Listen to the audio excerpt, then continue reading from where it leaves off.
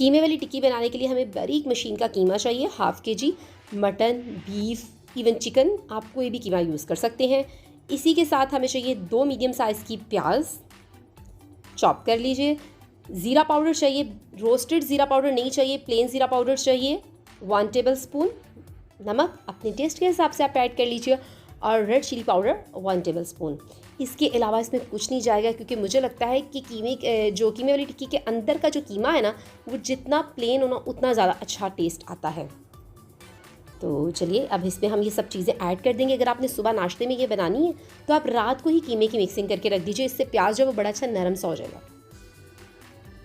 अच्छा, इसमें बड़े ही सादा से मसाले हैं जो हर घर में मौजूद है। ज़ीरा था, इसको आपने पीस लेना है बस, और कुछ भी नहीं हमने ऐड किया। अच्छा, मैं यहाँ मटन का कीमा यूज़ कर रही हूँ, लेकिन आप कोई भी कीमा यूज़ कर सकते हैं। इस तरह से इसको मिक्स करके सारी रात के लिए फ्रिज में रख दें, प्याज ज़रा नरम हो जाएंगे। तो चलिए तब तक हम अब अपना आटा गूंद लेते हैं। आटा गूंदने के लिए हमें चाहिए 1.5 कप मैदा, 2 टेबलस्पून घी, और पानी जो है वो जितनी ज़रूरत होगी उतना ऐड करेंगे, ठीक है। और नमक भी चाहिए हमें, बिल्कुल उतना जितना आप अपने रोटी बनाते वक्त आटे में डालते हैं, मामूली सा अपने टेस्ट के हिसाब से। पहले नमक को अच्छी तरह मैदे में मिक्स कर लीजिए, उसके बाद इसमें हम पानी ऐड करेंगे। अच्छा, घी अभी ऐड नहीं करना, घी मैंने अभी ऐड नहीं किया, मैंने सिर्फ नमक ऐड किया था और उसके बाद मैंने इसको पानी डालकर इस तरह से गूंद लिया। अब मैं घी ऐड करूँगी, और घी डालने के बाद आप इसे अच्छे से नीट कीजिए। 2 टेबलस्पून है, ये देखिए। अब इसको आप अच्छे से नीट करें, तकरीबन 5 से 10 मिनट।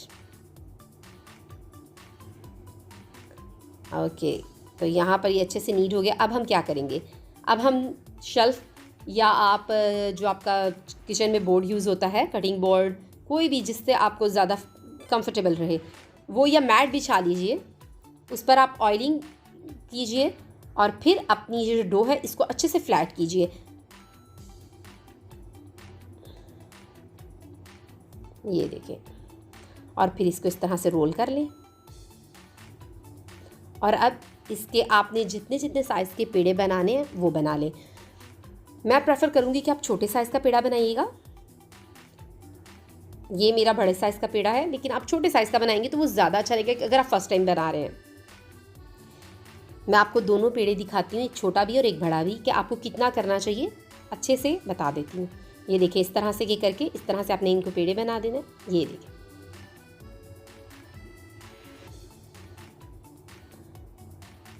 और आप मुझे ज़रूर कमेंट में बताइएगा कि आपकी तरफ, आपके शहर में इसे क्या कहा जाता है, कीमे वाली टिक्की, कीमे वाला पूड़ा, या कचौरी ही कहा जाता है इसे भी। तो ये देखें यहाँ पर जनाब, इसकी मैं आपको पिक्चर दिखा रही हूँ। ये देखिए, ये छोटा है और ये बड़ा है। आप कोशिश कीजिएगा कि छोटे वाला साइज़ जो है वो बनाएं। अच्छा, यहाँ हमें लई तैयार करनी है। हमने घी में मैदा डाल लेना है। मेरे पास 6 चम्मच घी थे, जिसमें मैंने 6 ही चम्मच तकरीबन मैदे के डाले हैं, और उसकी अच्छी सी लई बना ली है। लई की फॉर्म कुछ इस तरह होनी चाहिए जैसे आप बच्चे के लिए सिरेलक बनाते हैं ना, उससे थोड़ा सा थिक। तो चलिए, सबसे पहले आपने जो पेड़ा लिया है उसे फ्लैट करें दोबारा से, और फिर उसके ऊपर लई लगाएंगे जो हमने मैदे और घी की बनाई है। अच्छा, जितनी बारीक आप इसको फ्लैट कर सकें ना उतनी कीजिएगा।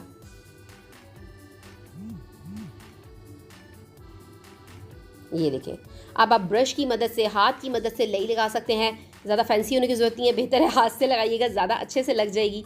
मैंने हाथ से ही लगाई है। और फिर इसको हम फोल्ड करेंगे, लेकिन इसके ऊपर उससे पहले हम ड्राई मैदा डालेंगे। इसके बाद मैदा डस्ट करेंगे। ये देखिए, बस हल्का हल्का सा, और इसे फोल्ड कर दीजिए। इससे वो जो टिक्की की परतें होती है ना, वो बहुत मज़े की बनेंगी। फिर से लई लगाएंगे, फिर से मैदा डालेंगे, यहाँ पे मैदा डस्ट करें, और अब फिर फोल्ड कीजिए। लीजिए, पेड़ा तैयार है। इसी तरह आप अपने सारे पेड़े रेडी कर लीजिए।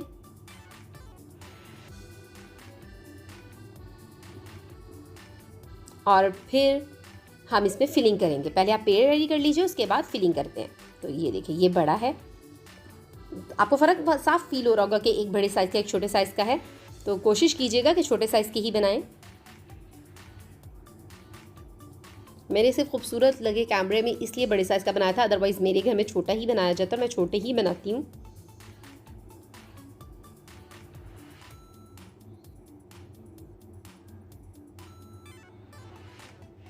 इस तरह से पहले इसको बेल लें, उसके बाद इस पर अपनी फिलिंग रख दीजिए। अच्छा, फिलिंग ज़रा अच्छी मिकदार में रखिएगा, जैसा कि अगर आपका पेड़ का साइज़ छोटा है तो आप थोड़ी रखेंगे, लेकिन इतनी अच्छी रखिएगा कि हर तरफ कीमा नज़र आए। ये ना हो कि किनारों तक कीमा ना जाए और सेंटर में ही कीमा रह जाए। अब ये मेरा बड़े साइज़ का कीमा था और मैंने इसमें 3 टेबलस्पून भर भर के कीमा डाल दिया है। और बस इसको बंद करना बहुत आसान है। आपने इस तरह से इकट्ठा करना है, ये देखें, एक जगह पे पोटली की तरह बनाना है और इसको आपने दबाना है और टर्न कर दीजिए इस तरह से। जब आप ऊपर से प्रेस करेंगे तो वो खुद ब खुद नीचे बंद हो जाएगा। अच्छा, अब हमने इसको बेलना कितना है, इसको इतना बेलना है कि आपको अंदर से कीमा नज़र आना शुरू हो जाए। आप हाथ से भी बेल सकते हैं, आप बेलन का भी यूज़ कर सकते हैं।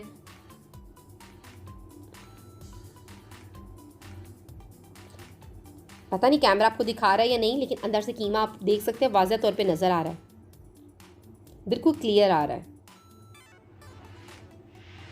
इसी तरह आप अपनी टिक्कियाँ रेडी कर लीजिए फिलिंग कर कर। ये छोटी वाली है,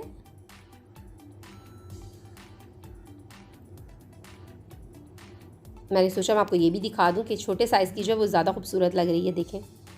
तो चलिए, ऑयल गरम होना चाहिए, लेकिन इतना गरम भी ना हो, नॉर्मल हो, और इतना हो कि आपकी जो कीमे वाली टिक्की है वो उसके अंदर पूरी डिप हो जाए।